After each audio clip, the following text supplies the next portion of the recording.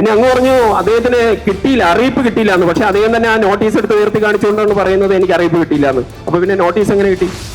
ആ അന്നത്തെ standing committee chairperson എന്ത് ചെയ്യുകയായിരുന്നു? ആ സ്റ്റാൻഡിംഗ് കമ്മിറ്റി ചെയർപേഴ്സൺ ഇപ്പൊ അവിടെ വന്ന് സമരം നടത്തുകയാണ്. കേരള സർക്കാർ ഇത് ഒപ്പിടാത്തതിന്റെ പേരിലല്ലേ നമുക്ക് ഇങ്ങനെ ഒരു പദ്ധതി നടപ്പിലാക്കേണ്ടി വന്നത്? ഹരിച്ചേട്ടൻ ഞാനൊന്ന് പറഞ്ഞോട്ടെ, നിങ്ങൾ പറഞ്ഞപ്പോ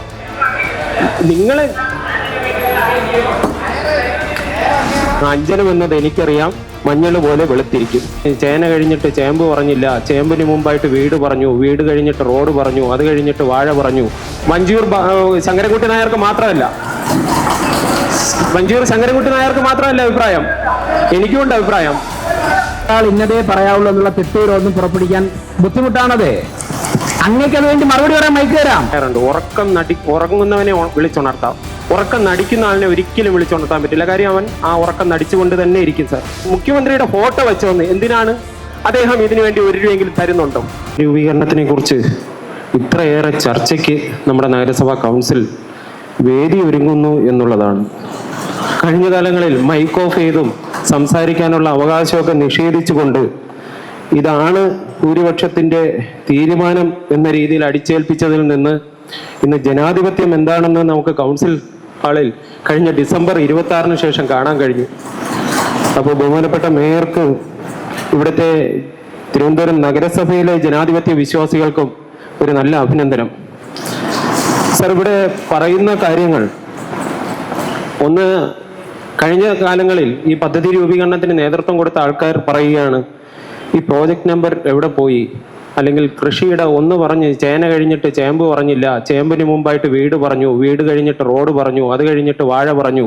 ഇങ്ങനെ പറയുമ്പോൾ നിങ്ങളൊക്കെ നേതൃത്വം കൊടുത്തിരുന്നതാണ്. വികസനകാര്യ സ്റ്റാൻഡിംഗ് കമ്മിറ്റി ചെയർമാനായിരുന്ന ഒരു വ്യക്തി എഴുന്നേറ്റ് എന്നാണ് ഇത് പറഞ്ഞു എന്ന് പറയുമ്പോൾ വഞ്ചിയൂർ കൗൺസിലർ ശ്രീ ശങ്കരൻകുട്ടി നായരുടെ വാക്കുകൾ നമ്മൾ മുതലേക്ക് എടുക്കേണ്ടതാണ്.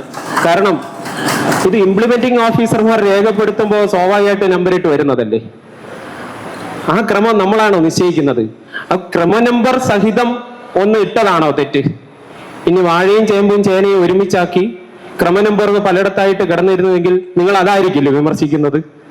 നമുക്ക് വായിച്ച് മനസ്സിലാക്കാൻ പറ്റുന്നത് ക്രമ നമ്പറുകൾ എഴുതി ചേർത്ത് ഒരു പ്രോജക്റ്റ് എൻട്രി നടത്തി ഇതിന്റെ എല്ലാ വശങ്ങളും അറിയാവുന്ന മുൻ വികസനകാര്യ സ്റ്റാൻഡിംഗ് കമ്മിറ്റി ചെയർമാൻ തന്നെ എഴുന്നേറ്റ് നിന്ന് ആദ്യം ഒരു കൗൺസിലിൽ പറഞ്ഞ കാര്യമാണ് ഞാൻ സൂചിപ്പിക്കാൻ ഉദ്ദേശിക്കുന്നത്. അഞ്ജനം എന്നത് എനിക്കറിയാം, മഞ്ഞൾ പോലെ വെളുത്തിരിക്കും. എല്ലാം അറിയാം, ഇതാണ് ഞാൻ പഠിച്ചിരിക്കുന്നത് എന്ന് പറയുമ്പോൾ ഞാനിത് വിമർശിക്കുന്നത് രാഷ്ട്രീയ എല്ലാവർക്കും ഉണ്ട്, നമുക്ക് എല്ലാവർക്കും ഉണ്ട്. കാട്ടായിക്കുളം കൗൺസിലർ പറഞ്ഞു കാട്ടായിക്കുളം വാർഡിലെ പദ്ധതികളൊന്നും ഇല്ലാന്ന്. ഇതിൽ പ്രോജക്ട് നമ്പർ 687, 692, 694 3 പദ്ധതികൾ കാട്ടായിക്കുളം വാർഡിനെ കുറിച്ചിട്ടാണ്. ഇത് അവിടെ തന്ന ലിസ്റ്റിലുണ്ട്. പിന്നെ ഇത് മാതൃകാ പെരുമാറ്റച്ചട്ടം വരുന്നത് നമ്മളാരെങ്കിലും നിശ്ചയിക്കുന്നതാണോ? അതിന് മുമ്പ് ഇത് നടപ്പിലാക്കാൻ സമയബന്ധിതമായി പ്രവർത്തിക്കുക എന്നുള്ളതല്ലേ നമ്മൾ 101 കൗൺസിലർമാരുടെയും ഒരു കർത്തവ്യബോധം. അതിന് നേതൃത്വം കൊടുക്കുന്ന ഭരണസമിതി ചിലപ്പോൾ വളരെ പെട്ടെന്ന് അർജന്റ് കൗൺസിൽ വിളിക്കേണ്ടി വരും, ഇത്തരത്തിൽ വളരെ പെട്ടെന്ന് ചടുലമായിട്ട് സ്റ്റാൻഡിംഗ് കമ്മിറ്റികൾ വിളിക്കേണ്ടി വരും. അതിൽ നിന്ന് കിട്ടുന്നത് വളരെ പെട്ടെന്ന് തന്നെ എൻട്രി നടത്തി കൗൺസിലിലേക്ക് വിടേണ്ടി വരും. ഇതൊക്കെ മാതൃകാ പെരുമാറ്റച്ചട്ടം കാരണം നമ്മുടെ പദ്ധതികൾ താമസിക്കാതിരിക്കാനുള്ള മുൻകരുതലല്ലേ. പിന്നെ ഇവിടെ ചോദിച്ചു ഭവന പദ്ധതി എവിടെയെന്ന്. ആ ക്രമ നമ്പറുകൾ അല്ലെങ്കിൽ ഈ രാഷ്ട്രീയ തിമിരം കൊണ്ടാണോ എന്ന് എനിക്കറിയില്ല. ഏറ്റവും അവസാനത്തെ പേജിൽ നഗരസഭാ ഭവന പദ്ധതി ജനറലിനും SC-ക്കും ട്രാൻസ്ജെൻഡേഴ്സിനും പ്രത്യേകമായി തന്നെ പരാമർശനം നടത്തിയിട്ടില്ലേ? 843, 844, 844, 845, 846 കാണാത്തതാണോ? നിങ്ങളുടെയൊക്കെ കയ്യിലേക്ക് ഇന്നലെ കിട്ടി, പ്രധാനപ്പെട്ട കക്ഷി നേതാക്കളുടെ കയ്യിലേക്ക്. അതിൽ കൂട്ടിച്ചേർത്തത് ഉൾപ്പെടെ ഇന്ന് തന്നതല്ലേ. അപ്പോൾ വിമർശനത്തിന് വേണ്ടിയിട്ട് പിന്നെ ഈ പരിപാടി അറിയിച്ചില്ല എന്ന് പറയുന്നത് തെറ്റായിട്ടുള്ളതല്ലേ. ബഹുമാനപ്പെട്ട ചെയർപേഴ്സൺ, നികുതി അപ്പീൽ കാര്യ സ്റ്റാൻഡിംഗ് കമ്മിറ്റി ചെയർപേഴ്സൺ ഉൾപ്പെടെ പങ്കെടുത്തതല്ലേ തിങ്കളാഴ്ച രാവിലെ മേയറുടെ ചേംബറിൽ നടന്ന ചെയർപേഴ്സൺമാരുടെ യോഗം. അപ്പോൾ ആ യോഗത്തിൽ അത് കൃത്യമായിട്ട് പറഞ്ഞിരുന്നതല്ലേ. ഇനി ഒന്നും വേണ്ട, കഴിഞ്ഞ ഞായറാഴ്ച ഉച്ചയ്ക്ക് 2:40 തിരുവനന്തപുരം നഗരസഭയുടെ ഒരു ഒഫീഷ്യൽ വാട്സപ്പ് ഗ്രൂപ്പില്ലേ, നഗരസഭയുടെ ഒഫീഷ്യൽ വാട്സപ്പ് ഗ്രൂപ്പിൽ അഭിപ്രായം എല്ലാവർക്കും പറയാം. ദീപകിന് മാത്രമല്ല, വഞ്ചിയൂർ ശങ്കരൻകുട്ടി നായർക്ക് മാത്രമല്ല, വഞ്ചൂർ ശങ്കരൻകുട്ടി നായർക്ക് മാത്രമല്ല അഭിപ്രായം, എനിക്കുമുണ്ട് അഭിപ്രായം. അല്ല, മറുപടി ഞാൻ അദ്ദേഹത്തിന്റെ അഭിപ്രായം പറയട്ടെ. താങ്കൾ അതിന് മറുപടിയായിട്ട് കാണണ്ട, അദ്ദേഹത്തിന്റെ അഭിപ്രായമായിട്ട് കണ്ടാൽ മതി. സർ, കഴിഞ്ഞ ഞായറാഴ്ച ഉച്ചയ്ക്ക് 2:40 ഓരോരുത്തരും തിരുവനന്തപുരം മുനിസിപ്പൽ കോർപ്പറേഷൻ എന്ന് പറയുന്ന ഒഫീഷ്യൽ വാട്സ്ആപ്പ് ഗ്രൂപ്പിൽ അദ്ദേഹത്തിന്റെ അഭിപ്രായം പറയട്ടെ. ഒരു അറിയിപ്പുണ്ട്. താങ്കൾ ഉൾപ്പെടെ പല കാര്യങ്ങളും പറഞ്ഞല്ലോ, നിങ്ങൾ ഒന്നിലും ഇടപെട്ടില്ലല്ലോ. അദ്ദേഹത്തിന്റെ അഭിപ്രായം പറയട്ടെ. അത് കഴിഞ്ഞിട്ട് അങ്ങേക്ക് മൈക്ക് തരാം. ഒരാൾ ഇന്നതേ പറയാവുള്ളൂ എന്നുള്ള തിട്ടൂരൊന്നും പുറപ്പെടുവിക്കാൻ ബുദ്ധിമുട്ടാണത്. അങ്ങേക്ക് അത് വേണ്ടി മറുപടി പറയാൻ മൈക്ക് തരാം. അങ്ങേക്ക് വളരെ ഷാർപ്പായിട്ടുള്ള മറുപടി ഒരാൾ ആവശ്യമുള്ള സമയം തരാം, മൈക്കും തരാം. അദ്ദേഹം പറഞ്ഞോട്ടെ. സർ, കഴിഞ്ഞ ഞായറാഴ്ച ഉച്ചയ്ക്ക് 2:40 തിരുവനന്തപുരം മുനിസിപ്പൽ കോർപ്പറേഷന്റെ ഒഫീഷ്യൽ വാട്സ്ആപ്പ് ഗ്രൂപ്പിലിട്ട അറിയിപ്പ് ഞാൻ വായിക്കുകയാണ്. തിരുവനന്തപുരം നഗരസഭ പ്രഖ്യാപിച്ച പുതിയ ഭവന പദ്ധതി PMBY ഉൾപ്പെടേണ്ട ഗുണഭോക്താക്കളുടെ സംഗമം 2026 മാർച്ച് മാസം 5-ാം തീയതി രാവിലെ 10 മണിക്ക് കിഴക്കേക്കോട്ട EK നയനാർ പാർക്കിൽ വെച്ച് നടത്തുന്നു. എല്ലാ കൗൺസിലർമാരും പ്രസ്തുത പരിപാടിയിൽ പങ്കെടുക്കണമെന്ന് താല്പര്യപ്പെടുന്നു. പഴയ വാർഡ് അടിസ്ഥാനത്തിലുള്ള ഗുണഭോക്താക്കളുടെ ലിസ്റ്റാണ് തയ്യാറാക്കിയിരിക്കുന്നത്. ആയത് PMAY സെക്ഷനിൽ നിന്ന് ലഭ്യമാണ്. ഇനി തിങ്കളാഴ്ച എല്ലാ സ്റ്റാൻഡിംഗ് കമ്മിറ്റിയിലും കൊടുത്തു. പുതുതായി രൂപീകരിക്കപ്പെട്ട നികുതി അപ്പീൽക്കാരി സ്റ്റാൻഡിംഗ് കമ്മിറ്റിയിൽ ഉൾപ്പെടെ കൊടുത്തു. ആ കമ്മിറ്റികളിൽ നിന്ന് ഏതൊക്കെ കൗൺസിലർമാർ ആ ഗുണഭോക്താക്കളുടെ ലിസ്റ്റ് കൈപ്പറ്റിയിട്ടുണ്ടെന്ന് സ്വയം ഒരു വിമർശനം ഒന്ന് നടത്തി നോക്കണം. ഞാനിത് പറയുന്നത് ഒഫീഷ്യലി ഇതാ വാട്സ്ആപ്പ് ഗ്രൂപ്പിൽ കിടക്കുന്നത് മേയറുടെ അറിയിപ്പാണ്. മേയറുടെ ലെറ്റർ പേഡിൽ നിങ്ങളുടെ ഒക്കെ വാട്സ്ആപ്പ് ഗ്രൂപ്പിലുള്ള അറിയിപ്പാണ്. ഹരിച്ചേട്ടൻ ഞാനൊന്ന് പറഞ്ഞോട്ടെ.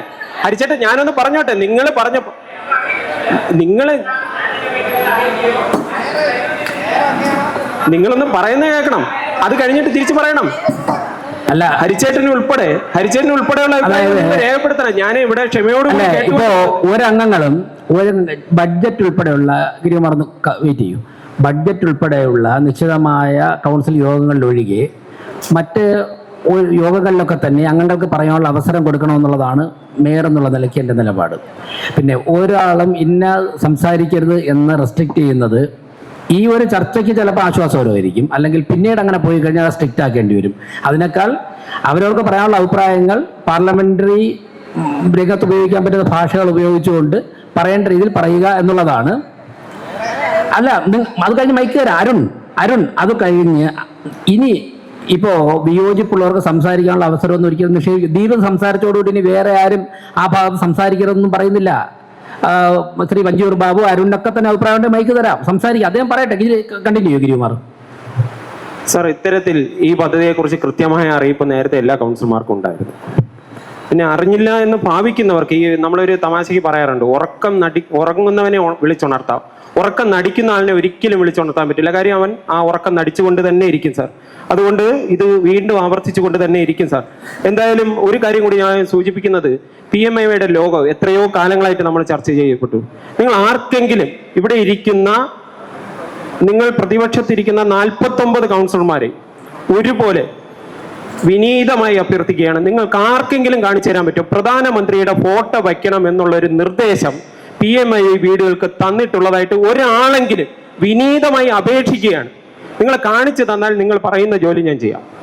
ഒരു PMAY ലോഗോ പറഞ്ഞതിന്റെ പേരിലാണ് ആ ലോഗോ കഴിഞ്ഞ ബഡ്ജറ്റ് കൗൺസിലിൽ ഞാൻ ഇവിടെ ഉയർത്തി കാണിച്ച് സ്ത്രീ ശാക്തീകരണത്തിനെ അർത്ഥവത്താക്കിക്കൊണ്ടുള്ള ഒരു ലോഗോ മാത്രമാണ് പറഞ്ഞത്. ഇവിടെ EMS ഭവന പദ്ധതി ഞാൻ അന്ന് ആവർത്തിച്ച കാര്യം വീണ്ടും പറയുകയാണ്. EMS ഭവന പദ്ധതി നടപ്പിലാക്കിയപ്പോൾ എല്ലാ വീടിന്റെ ഫ്രണ്ടിലെ EMS ഭവന പദ്ധതി എന്ന് വച്ച് ആ വാർഡിന്റെ നമ്പർ ഉൾപ്പെടെ ഇടിയിപ്പിച്ചിട്ടല്ലേ നിങ്ങൾ ഗഡുക്കൾ കൊടുത്തത്? എത്രയോ വർഷങ്ങൾക്ക് മുമ്പ് ഈ പരിപാടി നടത്തിയ ആൾക്കാരാണ് ഇന്ന് പറയുന്നത്. പിന്നെ ഇവിടെ പറഞ്ഞു മുഖ്യമന്ത്രിയുടെ ഫോട്ടോ വെച്ചോന്ന്. എന്തിനാണ്? അദ്ദേഹം ഇതിനു വേണ്ടി 1 രൂപയെങ്കിലും തരുന്നുണ്ടോ? ഇനി തന്ന പരിപാടിക്ക് നിങ്ങൾ വെച്ച ഒരു ചരിത്രം കാണിച്ചു തരാൻ പറ്റുമോ? സ്മാർട്ട് സിറ്റി ആരുടെ പദ്ധതി? കേന്ദ്ര സർക്കാരിന്റെ. നിങ്ങൾ സ്മാർട്ട് സിറ്റി ഉദ്ഘാടനം നടത്തിയോ? പ്രധാനമന്ത്രിയുടെ ഫോട്ടോ വെച്ചോ? PMAY വീട് നിങ്ങൾ പറഞ്ഞില്ലേ? PMAY വീടിന് 10,000-കണക്കിന് ഗുണഭോക്താക്കൾ നിങ്ങൾ വളരെ അഭിമാനത്തോടു കൂടി പറയുമ്പോൾ ഏതെങ്കിലും ഒരു പരിപാടിയിൽ ഇത് കേന്ദ്ര സർക്കാർ പദ്ധതിയാണെന്ന് പറയാൻ പോലും തയ്യാറായില്ല. പ്രധാനമന്ത്രിയുടെ ഫോട്ടോ ഉണ്ടായിരുന്നോ? ഫോട്ടോ നഗരവികസനകാര്യ മന്ത്രി ഉണ്ടല്ലോ, അദ്ദേഹത്തിന്റെ ഫോട്ടോ ഉണ്ടായിരുന്നോ? ഇവിടെ MP രാജേഷിന് തുല്യമാണല്ലോ കേന്ദ്രത്തിൽ അദ്ദേഹത്തിന്റെ സ്ഥാനം. തദ്ദേശ സ്വയംഭരണ വകുപ്പ് അല്ലെങ്കിലും നഗരകാര്യ വികസന മന്ത്രിയല്ലേ? അദ്ദേഹത്തിന്റെ ഫോട്ടോ വെച്ച ഒരു ചരിത്രം ഇവിടെ ഇരിക്കുന്ന ഏതെങ്കിലും ഇടതുപക്ഷത്തിന്റെ കൗൺസിലർമാർക്ക് ചൂണ്ടിക്കാണിച്ചു തരാൻ പറ്റുമോ? PM സ്വാനിധി ഇവിടെ നടത്തി, 1 രൂപ ഒരു കാര്യം പോലും ഇല്ല. നിങ്ങൾ വളരെ വാശിയോടുകൂടി, നമ്മൾ അന്നത്തെ ഒരു ഭരണകക്ഷിയിലുണ്ടായിരുന്ന ഒരാളോട് ചോദിച്ചാൽ ഇത് പ്രധാനമന്ത്രി സ്വാനിധി എന്നല്ലേ അതിന്റെ ഫുൾ നെയിം, അതൊന്നും ഇങ്ങനെ പറ്റുകയുള്ളൂ എന്ന് ഒരു ഭൂരിപക്ഷത്തിന്റെ വാക്കുകളാണ് നമ്മൾ അന്ന് അവിടെ കേട്ടത്. അപ്പോൾ അങ്ങനെ പറഞ്ഞിട്ടുള്ള നിങ്ങൾ ഇന്നിപ്പോ നിങ്ങൾ ഈ പറയുന്നത് വാചാലരാകുന്നത് എന്തുകൊണ്ടാണെന്ന് എനിക്ക് മനസ്സിലാവുന്നില്ല. മാത്രമല്ല, ഇത് തിരുവനന്തപുരം നഗരസഭ പ്രധാനമന്ത്രിയുടെ ഒരു പദ്ധതിയെ മാതൃകയാക്കിക്കൊണ്ട് നടത്തുന്ന പദ്ധതിയാണ്. സ്വാഭാവികമായിട്ട് പ്രധാനമന്ത്രിയുടെ ഫോട്ടോ വരും, നഗരസഭയുടെ ഭരണാധികാരികളുടെ ചെയർപേഴ്സൺമാരുടെ എല്ലാവരുടെയും ഫോട്ടോ വരും. അതിനപ്പുറം എന്താണ്? കേരള സർക്കാർ ഇത് ഒപ്പിടാത്തതിന്റെ പേരിലല്ലേ നമുക്ക് ഇങ്ങനെ ഒരു പദ്ധതി നടപ്പിലാക്കേണ്ടി വന്നത്? കേരള സർക്കാർ ഉൾപ്പെടാൻ തയ്യാറായ പോരെ? ആ ലോഗോയിൽ എന്താണ് തെറ്റായിട്ടുള്ളത്? പ്രധാനമന്ത്രിയുടെ ഫോട്ടോ വെക്കണമെന്ന് പറയുന്നത് തന്നെ നിങ്ങൾ നടത്തുന്ന കപട നാടകമല്ലേ? അങ്ങനെ കപടത കാണിച്ചുകൊണ്ട് നിങ്ങൾക്ക് ജനങ്ങളെ കുറച്ചു കാലമൊക്കെ പറ്റിക്കാൻ കഴിഞ്ഞു. പക്ഷേ കഴിഞ്ഞ ഡിസംബർ മുതൽ കാര്യം മാറി. ജനങ്ങളൊക്കെ കൃത്യമായി ചിന്തിച്ച് വോട്ട് ചെയ്തു തുടങ്ങി. പിന്നെ അതുപോലെ തന്നെ ഇവിടെ സൂചിപ്പിച്ച ചില കാര്യങ്ങൾ, ഐസ് ബോക്സിനെ കുറിച്ചിട്ടൊക്കെയുള്ള, തീരദേശത്തെ കുറിച്ചിട്ടുള്ള പദ്ധതികൾ ഇല്ലേ? 430, 432, 786 ഈ പദ്ധതികളെല്ലാം തീരദേശവുമായി ബന്ധപ്പെട്ടിട്ടുള്ള പദ്ധതികളല്ലേ? അതുപോലെ തന്നെ കുടിവെള്ളവുമായി ബന്ധപ്പെട്ട പദ്ധതികൾ 69, 70, 66 ക്രമ നമ്പറുകൾ നോക്കണം. ആ പദ്ധതികൾ നോക്കുമ്പോൾ നമുക്ക് മനസ്സിലാക്കാൻ കഴിയും. പിന്നെ മറ്റൊന്ന് ഇവിടെ സൂചിപ്പിച്ച ഒരു കാര്യം, ആംബുലൻസ് കേടായി കിടക്കുന്നു. ബഹുമാനപ്പെട്ട തൈക്കാട് കൗൺസിലറുടെ ഒരു ആത്മാർത്ഥതയെ നമ്മളൊന്നും ചോദ്യം ചെയ്യുന്നില്ല. പക്ഷേ അങ്ങ് ഒരു കാര്യം മനസ്സിലാക്കേണ്ടത്, കഴിഞ്ഞ ഏകദേശം 2 വർഷമായിട്ട് ആ ശാന്തി കവാടം നേരിട്ട് നോക്കുന്നത് ഇവിടുത്തെ ഹെൽത്ത് കമ്മിറ്റി ആയിരുന്നു. അന്നത്തെ ഹെൽത്ത് കമ്മിറ്റി ചെയർപേഴ്സൺ ഇതിനെക്കുറിച്ചൊന്നും ചിന്തിച്ചില്ല. അവിടെ ആംബുലൻസ് കേടായി കിടന്നിട്ട് 1 വർഷത്തിൽ കൂടുതലായി. ആ അന്നത്തെ സ്റ്റാൻഡിംഗ് കമ്മിറ്റി ചെയർപേഴ്സൺ എന്ത് ചെയ്യുകയായിരുന്നു? ആ സ്റ്റാൻഡിംഗ് കമ്മിറ്റി ചെയർപേഴ്സൺ ഇപ്പൊ അവിടെ വന്ന് സമരം നടത്തുകയാണ്. അവരുടെ കാലത്ത് അവർ നടത്താത്ത പ്രവർത്തനത്തിന് അവർ ഇന്ന് അവിടെ വന്ന് മൈക്കും കെട്ടി വെച്ച് അനൗൺസ് ചെയ്യുന്നു. എന്ത് വിരോധാഭാസമാണ്? നമ്മൾ 60 ദിവസം കഴിഞ്ഞ ഒരു ഭരണസമിതി കഴിഞ്ഞ ഈ 60 ദിവസത്തിനിടയിൽ 41 ലക്ഷത്തി ചില്ലുവാനം രൂപയുടെ അറ്റകുറ്റപ്പണികൾക്ക് ബഹുമാനപ്പെട്ട മേയർ മുൻകൂർ അനുമതി കൊടുത്തിട്ടുണ്ട്. അവിടെ ഗ്യാസിന്റെ കുടിശ്ശിക വരുത്തിയിരുന്നത് ആരായിരുന്നു? കഴിഞ്ഞ ഭരണസമിതി ഇറങ്ങി പോകുന്നതിന് മുമ്പ് ഇവിടെ കാണിച്ചു കൂട്ടിയത് എന്തൊക്കെയാണ്? ഇലക്ഷന്റെ റിസൾട്ട് വന്ന് 13-ാം തീയതി റിസൾട്ട് വന്നിട്ട് 21-ാം തീയതി അധികാരം ഏറ്റെടുക്കുന്നതിന് മുമ്പുള്ള ആ 7-8 ദിവസത്തിനിടയിൽ ഇവിടുത്തെ ഭരണസമിതി ഒപ്പിട്ട് പോയതെല്ലാം കുറെ ജീവനക്കാരുടെ ട്രാൻസ്ഫറുകളായിരുന്നു. ഇഷ്ടക്കാരെ അങ്ങോട്ടും ഇങ്ങോട്ടും മാറ്റാനുള്ള ട്രാൻസ്ഫർ. അല്ല, ഒരു കുടിശ്ശികയും തീർക്കാൻ നിങ്ങളാരും തയ്യാറായില്ല. അന്നത്തെ ഭരണസമിതി അവർ ഒപ്പിട്ടതിന്റെ രേഖകളുണ്ട്. ഒപ്പിട്ടതൊക്കെ പല ജീവനക്കാരെ ഇഷ്ടമുള്ള സ്ഥലത്തേക്ക് മാറ്റിക്കൊണ്ടുള്ള രേഖകൾ മാത്രമാണ് ഒപ്പിട്ടിട്ടുള്ളത്. ഒരു വികസന പ്രവർത്തനത്തിലുള്ള മുൻകൂർ അനുമതി ആ സമയത്ത് ആരും കൊടുത്തില്ല ഭരണസമിതികളൊന്നും. പല മുൻകൂർ അനുമതികൾ കൊടുത്തതിന്റെ ഫണ്ട് ഇന്നത്തെ മേയറാണ് ഇഷ്യൂ ചെയ്തുകൊണ്ടിരിക്കുന്നത്. നിങ്ങളൊക്കെ വോട്ട് പിടിച്ച പല കാര്യത്തിന്റെയും ഫണ്ടുകൾ ഇന്ന് മേയർ എന്ന നിലയിൽ അഡ്വക്കേറ്റ് VV രാജേഷനാണ് അത് ഒപ്പിട്ട് നൽകി മാറിക്കൊണ്ടിരിക്കുന്നത്. അവിടെ ഏതെങ്കിലും രാഷ്ട്രീയ വിവേചനം കാണിച്ചോ? ആ മുൻകൂർ അന്ന് തന്നതാണ്, ഇന്നത്തെ മേയർ തരുന്നില്ല എന്ന് പറഞ്ഞ് തടഞ്ഞു വെച്ചോ? അങ്ങനെയൊന്നും ഉണ്ടായില്ലല്ലോ. പിന്നെ അതുപോലെ തന്നെ ഇവിടെ വന്ന ഒരു കാര്യത്തിൽ കൂടി ബഹുമാനപ്പെട്ട മേയറോട് ഞാൻ ആ കാര്യത്തിൽ ഞാൻ സൂചിപ്പിക്കുകയാണ്. ഇവിടെ പറഞ്ഞു വാർഡുകൾക്ക് തുല്യമായിട്ട് തുക ലഭിക്കണമെന്ന്. ഇത് എത്രയോ വർഷമായിട്ട് നമ്മൾ ആവശ്യപ്പെടുന്നത്. നമുക്കും അതിൽ അഭിപ്രായമുണ്ട്. ഇപ്പൊ ഏറ്റവും ചെറിയ വാർഡാണ്, നഗരസഭയിലെ ഏറ്റവും ചെറിയ വാർഡാണ് പാങ്ങപ്പാറ, കേവലം 3 ബൂത്ത്. ആ പാങ്ങപ്പാറയ്ക്കും കിട്ടുന്ന 1 കോടി രൂപ. ഏറ്റവും വലിയ വാർഡായിട്ടുള്ള വലിയശാല, തിരുമല, അമ്പലമുക്ക്, ഇതുപോലെ ഏറ്റവും വലിയ വാർഡുകൾക്ക് കിട്ടുന്നത് 80 ലക്ഷം രൂപയാണ്. ഇത് ശാസ്ത്രീയമല്ല എന്ന് നമുക്ക് അഭിപ്രായമുണ്ട്. പക്ഷെ അത് ചെയ്യണമെങ്കിൽ അത് കൃത്യമായ ആസൂത്രണത്തോടു കൂടി ചെയ്യണം. എനിക്ക് നിർദ്ദേശമുണ്ട്. അത് ഓരോ വാർഡിന്റെ ഭൂവിസ്തൃതി എടുക്കണം. ആ ഭൂവിസ്തൃതി എടുത്തിട്ട് അതിനെ കാറ്റഗറൈസ് ചെയ്യണം. ഓരോ കാറ്റഗറിക്കും എത്രത്തോളം രൂപ കൊടുക്കണമെന്നുള്ള കൃത്യമായ തീരുമാനം നമ്മൾ എല്ലാവരും കൂടി സംയുക്തമായിട്ട് എടുത്താൽ മതി. അപ്പോൾ ഇതൊക്കെ പരിഹരിക്കപ്പെടും. അപ്പോൾ ചില വാർഡുകൾക്ക് കിട്ടിയില്ല എന്ന് പറയുന്നത് തെറ്റല്ലേ? ഇവിടെ ഏത് കോക്കസ് പ്രവർത്തിക്കുന്നു എന്നൊക്കെ പറയുമ്പോൾ അതെന്താണ് അത് ഉദ്ദേശിക്കുന്നത് പോലും എനിക്ക് മനസ്സിലായിട്ടില്ല. എന്തായാലും ഇങ്ങനെയുള്ള പദപ്രയോഗങ്ങളാണ് യഥാർത്ഥത്തിൽ നമ്മളെ അപഹാസ്യരാക്കുന്നത്. അല്ലാതെ ഇവിടെ സ്വന്തമായ ഒരു ഭവന പദ്ധതി നഗരസഭ ആവിഷ്കരിച്ചുകൊണ്ട് 23 മുതൽ വസ്തു ലഭിച്ചവരെ ഇത്രയും കാലം ഈ പെരുവഴിയിൽ ഇറക്കി നിർത്തി നിങ്ങൾക്ക് വീട് തരുമോ, തരാൻ സാധിക്കില്ലയോ എന്ന് പോലും ഉറപ്പ് കൊടുക്കാതെ അക്ഷരാർത്ഥത്തിൽ ജനങ്ങളെ നട്ടം തിരിച്ച സംസ്ഥാന സർക്കാരിന്റെ വീഴ്ചയ്ക്കെതിരെ ഒരു നഗരസഭയോ ഒരു തദ്ദേശ സ്വയംഭരണ സ്ഥാപനമോ ഇത്തരത്തിലൊരു വെല്ലുവിളി ഏറ്റെടുത്തുകൊണ്ട് CSR ഫണ്ട് കൊണ്ടുവരേണ്ട മാർഗത്തിൽ തന്നെ കൊണ്ടുവരും. അങ്ങനെ ചെയ്യാൻ തയ്യാറുള്ള ഭരണസമിതിയെ നിങ്ങൾ പിന്തുണയ്ക്കുകയല്ലേ വേണ്ടത്. പിന്നെ അങ്ങ് പറഞ്ഞു അദ്ദേഹത്തിന് കിട്ടിയില്ല, അറിയിപ്പ് കിട്ടിയില്ല എന്ന്. പക്ഷെ അദ്ദേഹം തന്നെ ആ നോട്ടീസ് എടുത്ത് ഉയർത്തി കാണിച്ചുകൊണ്ടാണ് പറയുന്നത് എനിക്ക് അറിയിപ്പ് കിട്ടിയില്ല എന്ന്. അപ്പൊ പിന്നെ നോട്ടീസ് എങ്ങനെ കിട്ടി? അപ്പൊ നോട്ടീസെങ്കിലും കിട്ടിക്കാണൂലേ? നോട്ടീസെങ്കിലും എന്തായാലും ആർക്കായാലും കിട്ടിക്കാണൂലേ?